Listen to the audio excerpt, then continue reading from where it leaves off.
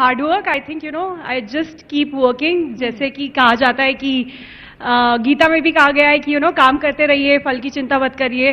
तो आई थिंक मैं भी वही पॉलिसी अपनाती हूँ और कोशिश करूंगी कि आगे भी अपनाती रहूं. हार्डवर्क की शुरुआत कब से हुई थी? बहुत ही पहले से हो गई है एक्चुअली. मैं थोड़ा, बहुत सारे लोग शायद मुझे जानते नहीं हैं, तो मैं थोड़ा बहुत अपने बारे में बताना चाहूंगी. मेरे डैड एक सीनियर जर्नलिस्ट है. आई नो जी. अच्छा, आप जानते हैं उनको. उनका नाम जुगल प्रजापति है एंड वो नॉर्थ बेल्ट में बहुत एक्टिव है. उन्होंने रोका नहीं था? एक जर्नलिस्ट की बेटी, मॉडलिंग एंड देन एक्टिंग. नहीं, उन्होंने नहीं रोका था. उनको शायद कहीं ना कहीं पता चल गया था कि वो मैं रुकने वालों में से नहीं हूँ, पहली बात. और दूसरी बात, उनको शायद पता चल गया था कि एज ए जर्नलिस्ट आपको पता होगा कि माइंड, उनका जो विजन होता है वो बहुत ब्रॉड होता है जी. पूरी दुनिया की खबरें देखते हैं, पूरी देश दुनिया की चीजें देखते हैं. तो he had that belief in me और उनको लगा कि ठीक है, लेखा को जो करना है उसको करने देना चाहिए. एंड जी हाँ, ऐसी मेरी शुरुआत हुई. मैं थिएटर किया करती थी back in my home town. मैं जयपुर राजस्थान से हूँ और जयपुर में मैं थिएटर किया करती थी और फिर मैं मुंबई शिफ्ट हुई एंड धीरे धीरे फिर आपका एजुकेशन भी नागपुर से हुआ है? जयपुर से हुआ है. जी हाँ, मैं जयपुर से ही मैंने ग्रेजुएशन वगैरह जी हाँ वहीं से किया. और फिर मैं तेलुगु फिल्म इंडस्ट्री में गई और फिर मलयालम फिल्म इंडस्ट्री में गई और अब हिंदी फिल्म इंडस्ट्री में. अब हिंदी फिल्म जी जी जी. The big bull, class of 83, ऐसे तमाम बड़े बड़े नाम हैं आपके. जो लिस्ट है बहुत लंबी है, मैंने देखा. और इतने बड़े बड़े प्रोजेक्ट्स, वेब सीरीज भी. सिलेक्शन किस तरह से करती हैं? क्या क्राइटेरिया रखती हैं? इनिशियली तो देखिए, आपको पता है मैं एक नॉन फिल्मी बैकग्राउंड से हूँ. तो इनिशियली तो जो भी मेरे पास स्क्रिप्ट आती थी, मैं चाहती थी कि मैं काम करती जाऊँ और एक बैंक बना लूँ, क्योंकि एक बैंक बनाना बहुत इंपॉर्टेंट है. इनिशियली शायद मैं इतना स्क्रिप्ट पे ध्यान नहीं देती थी, बट धीरे धीरे जैसे जैसे आप बढ़ते जाते हैं आगे, आपको समझ में आने लगती है अपनी इंडस्ट्री के बारे में. And the directors whom you are working with, whom you are collaborating with, आपके प्रोड्यूसर्स कौन है, आपके साथ कौन एक्ट कर रहे हैं. और आपने अभी जैसे कहा कि वेब सीरीज का जमाना है and content is the king. So I think आजकल मैं ही नहीं, आई थिंक सारे डायरेक्टर्स, प्रोड्यूसर्स, सारे एक्टर्स, सबसे पहली चीज वो देखते हैं वो है कंटेंट, वो है स्क्रिप्ट. आई थिंक मैं भी वही देखती हूँ. कई बड़े कलाकारों के साथ भी आपने काम किया, जिसमें बॉलीवुड के स्टार्स भी हैं और दूसरे वेब सीरीज के भी स्टार्स हैं. जी. बॉबी देओल के साथ भी आपने काम किया. सबसे फनी एक्सपीरियंस किनके साथ रहा और सबसे मैच्योर्ड किसकी रही थी? फनी तो पता नहीं है फनी है कि नहीं, but I remember we were shooting for big bull and उसमें अभिषेक सर हर्षद मेहता प्ले कर रहे हैं. यस. एंड सेट में मेरा डे 1 था और वो पहले से शूट उनका शुरू हो चुका था. तो मैं सेट पे गई, मैं अपने कुकी गुलाटी हमारे डायरेक्टर है, मैं उनसे कुछ बातचीत कर रही थी. तो अचानक से अभिषेक सर आए और उन्होंने कहा कि hi Lekha, I am Abhishek Bachchan. And I was like, sir you don't need to introduce yourself, we all know you, हम आपको जानते हैं, आपको इंट्रोड्यूस करने की जरूरत नहीं है. तो उन्होंने कहा कि नहीं इट इज वेरी इंपॉर्टेंट कि मैं सबके पास जाके अपना इंट्रोडक्शन दूं.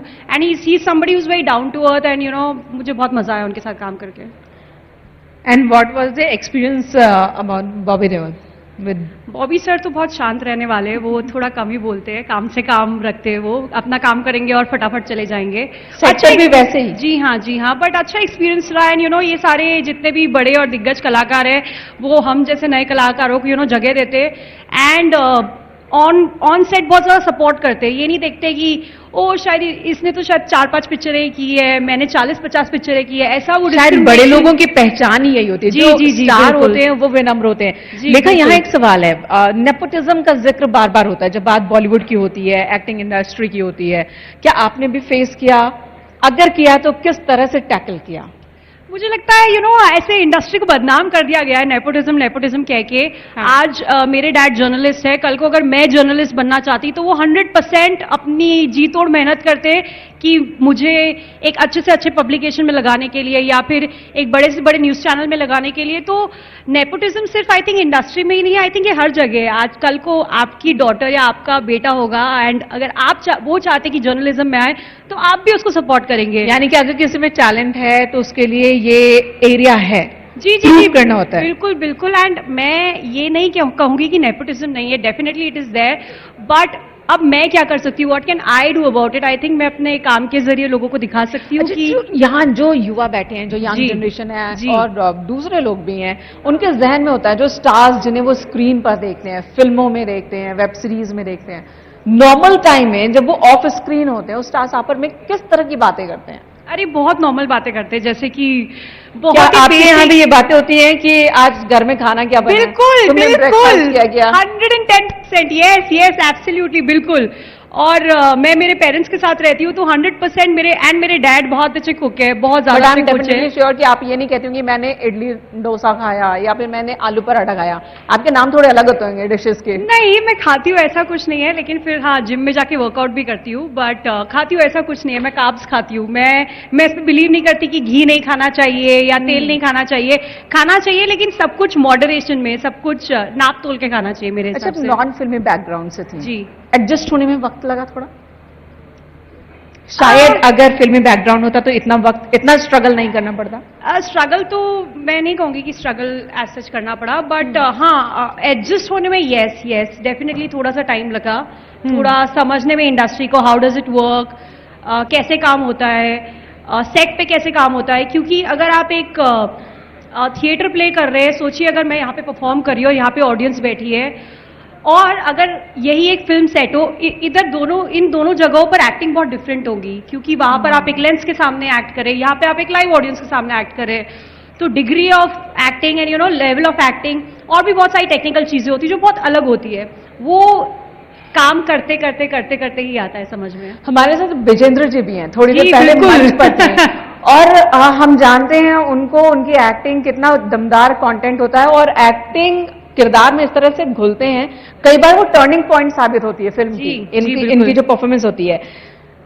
क्या स्टार कल्चर जो कुछ वक्त पहले तक, कुछ साल पहले तक था, कह सकते हैं कोरोना के पहले तक था, वो स्टार कल्चर अब कम हुआ है? जो एक्टर हैं, जो वाकई में एक्टिंग कर रहे हैं, उनकी मान्यता बढ़ी है? आई थिंक हाँ, एब्सोल्युटली यस। और ये सब हुआ है आई थिंक वेब सीरीज के आने से, ओटीटी कंटेंट के आने से, क्योंकि ओटीटी में अब ये नहीं है कि ओपनिंग कितने की हुई है, इस फ्राइडे आपकी पिक्चर ने कितने पैसे कमाए, नेक्स्ट फ्राइडे कितने पैसे कमाए, वीकेंड पे कितने पैसे कमाए। आप अपनी सहूलियत के हिसाब से एक वेब शो देख सकते हैं या फिर एक ऑनलाइन फिल्म देख सकते हैं। तो पूरा खेल अब कंटेंट का हो गया है, पूरा खेल हो गया है कि वो पिक्चर, वो 3 घंटे की पिक्चर या वो 8.5 घंटे का कंटेंट आपको कितनी देर तक बांध कर रखेगा। आपको ज्यादा मजा किस में आता है, एडवर्टाइजमेंट में, पिक्चर्स में या वेब सीरीज में? आई थिंक वेब शो में, क्योंकि वेब शो में आप कम से कम अपने जीवन के 4-5 महीने दे देते हैं। आप एक फिल्म करते हैं, 40-50 दिन में आपकी शूटिंग खत्म हो जाती है। एक एड फिल्म की शूटिंग आई थिंक 2 या 3 दिन में खत्म हो जाती है। बट वेब शो क्योंकि वो 8 से 10 घंटे का कंटेंट है, 8 से 9 एपिसोड्स है, तो वो किरदार निभाने के लिए आपको हर रोज सेट पे जाना है और वही चीज आपको 4-5 महीने तक करनी है। ऑल्सो आपको खेलने का बहुत मौका मिलता है, क्योंकि आपके कैरेक्टर में डेप्थ होता है, क्योंकि आपके पास बहुत सारे सीन्स होते हैं, बहुत सारा कैरेक्टर के हर शेड को उभारने में का वक्त मिलता है। एब्सोल्युटली एंड ऑल्सो आपके पास सीन्स बहुत सारे होते हैं। अगर एक सीन खराब हो गया तो कोई बात नहीं, नेक्स्ट सीन अच्छा हो जाएगा तो आई थिंक मुझे सबसे ज्यादा मजा वेब सीरीज में आता है। जी, आगे कौन सा इंटरेस्टिंग प्रोजेक्ट इस वक्त आप कर रही हैं जिसके बारे में बताना चाहेंगे? आप चाहें तो रिवील कर सकती हैं। हाँ, बहुत सारे लोगों को वैसे पता है, बट एक नेटफ्लिक्स का शो आ रहा है, वो मैंने किया है, वो आने वाला है। फिर एक विशाल पांड्या सर की एक फिल्म है पड़ाव करके, जिसमें मैं हूँ, श्रेयस सर है, श्रेयस तलपड़े, अदा शर्मा है। हमने भोपाल में शूट किया अभी 1 महीने, पिछले ही महीने मैं आई भोपाल से, और अभी एक और वेब शो शुरू हुआ है। तो ये 3-4 प्रोजेक्ट्स अभी लाइंड अप है। जी, कोई एक कैरेक्टर बॉलीवुड से जो आप निभाना चाहती हैं, कोई एक फिल्म जो आप करना चाहती हैं? आई थिंक रामलीला फिल्म में लीला का कैरेक्टर मुझे बहुत ज्यादा पसंद है। जी हाँ, जी। आपने कई वेब सीरीज में काम किया और जैसा कि आपने बताया कि वेब सीरीज में मौका मिलता है, एयर टाइम मिलता है खुद को प्रूव करने का, अपने हर शेड को दिखाने का। फिल्मों में उतना वक्त नहीं होता, लेकिन उसके चैलेंजेस अलग होते होंगे।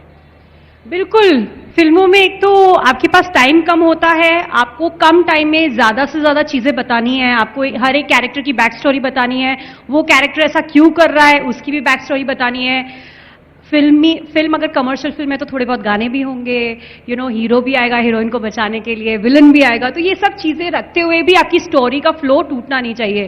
तो आई थिंक एक फिल्म मेकिंग जो 3 घंटे की स्टोरी वो बनाना बहुत मुश्किल अच्छा, होता है। मुझे एक पूछना, एक जी, सवाल, और जी। क्या वाकई जो फिल्म सितारे होते हैं, जो बॉलीवुड के लोग होते हैं,